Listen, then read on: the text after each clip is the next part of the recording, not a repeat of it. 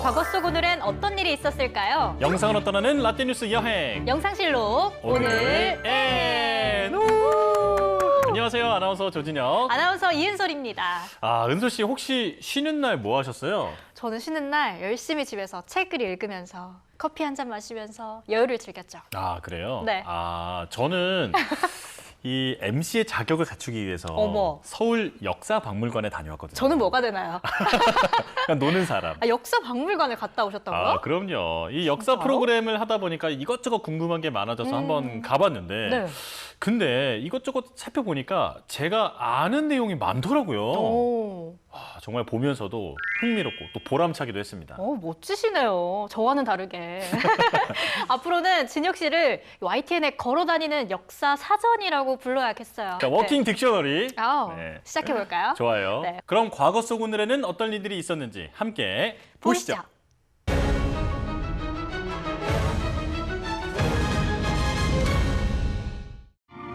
중량 8만 5천 톤의 활주로의 길이가 축구장의 3배 반이나 되는 미국 항공모함 엔터프라이즈호가 버지니아주의 뉴포트 뉴스에서 공식적으로 미국 함대에 이론이 되었습니다. 1960년 9월 24일 세계 최초의 원자력 항공모함 엔터프라이즈호가 미국 버지니아주 뉴포트 뉴스 조선소에서 진수됐습니다. 한 번 출항하면 연료의 재공급 없이도 지구를 20바퀴나 돌 수 있어서 떠다니는 섬으로 불렸는데요. 80여 대의 항공기를 탑재하고 최대 5,400여 명의 승무원이 탑승할 수 있어 움직이는 항공기지로 불렸습니다. 이게 제2차 세계대전 발발 당시 미국 해군이 보유했던 정규 항공모함이었는데요. 이 항공모함은 태평양 전쟁에서 일본을 침몰시켰고 산호해 해전, 미드웨이 진주만 해전, 비밀 임무 수행 등 큰 임무를 수행했어요. 정말 굵직한 그 성과가 있었네요. 네. 자, 엔터프라이즈호의 크기는 어느 정도였나요? 이 크기는 매우 거대했습니다. 6천 명 가량의 인원이 탑승했고 이게 워낙에 거대한 덩치의 배다 보니까 별의별 시설이 다 있었습니다.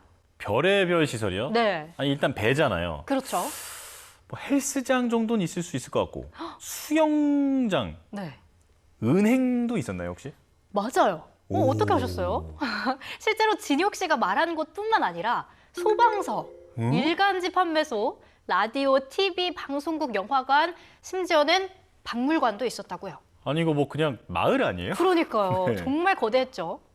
미국이 최초의 원자력 수상함정 엔터프라이즈호를 건조한 이유는 원자력이 작전 효용성이 높고 운용 비용이 낮다는 점, 폭격기까지 탑재 가능한 대형 항공모함이었기 때문인데요. 이렇게 건조된 엔터프라이즈호는 1963년 해상궤도 작전에 투입됐습니다.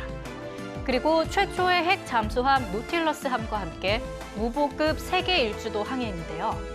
이후 이 항공모함은 반세기의 임무 동안 베트남 전쟁에 참가해 베트콩들을 공격했으며 이라크, 아프가니스탄 전쟁에도 맹활약했습니다. 이 엔터프라이즈호가 영화 탑건에도 나오잖아요. 맞아요. 1980년 영화 탑건 1에 화려하게 등장하기도 했죠. 2012년 12월 1일 엔터프라이즈호는 버지니아주 노포크 군항으로 마지막 귀향을 한 후 50여 년 만에 퇴역했습니다. 그럼 이번엔 1396년으로 가볼까요?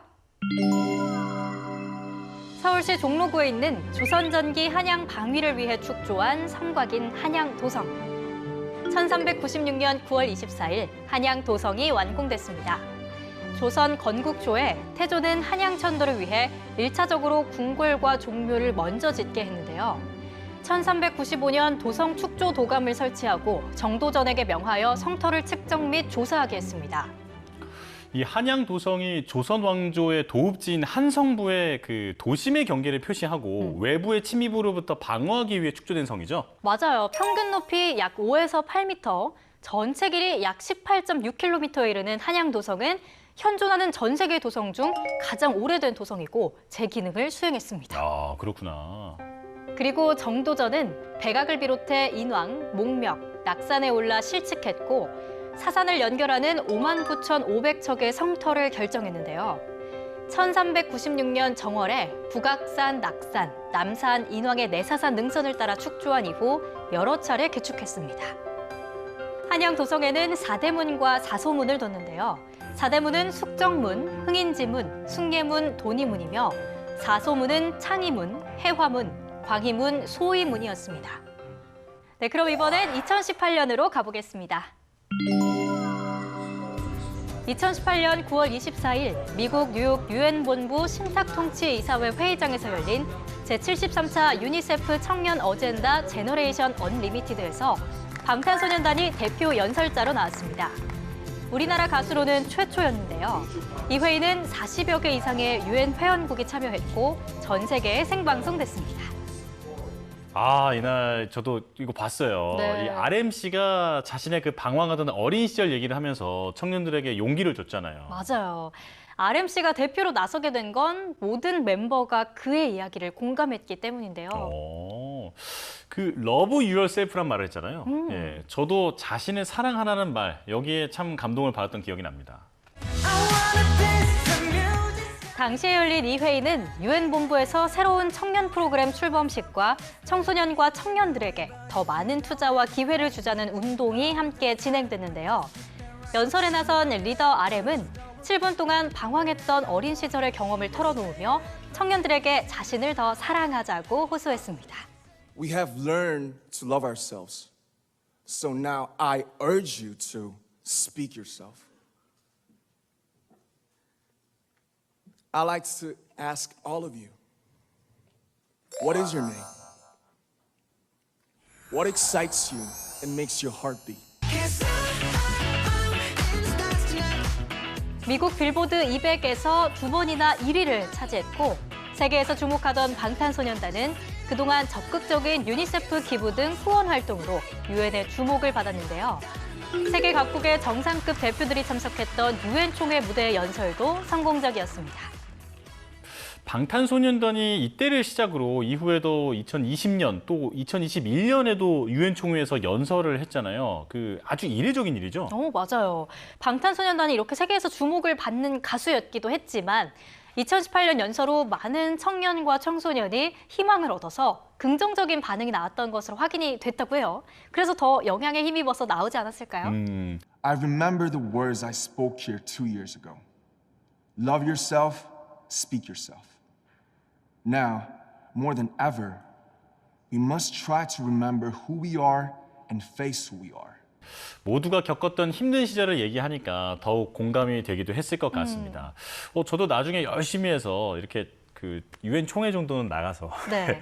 이렇게 은솔 씨랑 함께 고생했던 얘기도 좀 하고 네. 영광이죠. 그런 날이 왔으면 좋겠네요. 네. 그리고 9월 24일에 또 다른 역사를 살펴보면요. 1996년에 로버트 김이 스파이 혐의로 체포됐습니다. 로버트 김? 어떤 사람이었나요? 로버트 김은 한국인으로 미 해군 정보국에서 근무하던 사람이었는데요.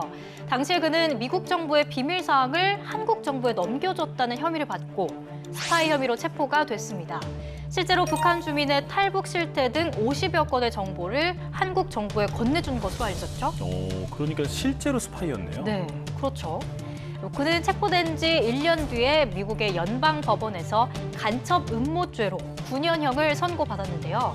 그리고 실제로 7년 반 수감 후인 2004년 석방됐습니다. 또 2004년에는 프랑스의 대표 작가 프랑수아즈 사강이 세상을 떠났습니다. 프랑스아즈 사강은 슬픔이여 안녕, 또 브람스를 좋아하세요? 마음의 파수꾼을 집필한 작가잖아요. 맞아요. 프랑스아즈 사강은 프랑스 최고의 감성, 유럽 문단의 매혹적인 작은 악마로 불렸다고 해요. 첫 작품이 아버지와 딸의 삶에 한 여성이 침범해서 죽음을 맞이한 후 슬픔이라는 감정을 알게 된다는 소설, 슬픔이여 안녕이었습니다. 이 작품은 사강이 19대 집필해서 문단에 큰 반향을 일으켰고 비평가상을 수상하기도 했죠. 19살 때? 네, 대단하죠. 자, 이렇게 오늘도 열심히 과거 속으로 달려봤는데요. 영상 실력으로 만나본 오늘의 과거, 여러분은 어떠셨나요? 그럼 다음 시간 더 알찬 이야기로 만나요. 만나요.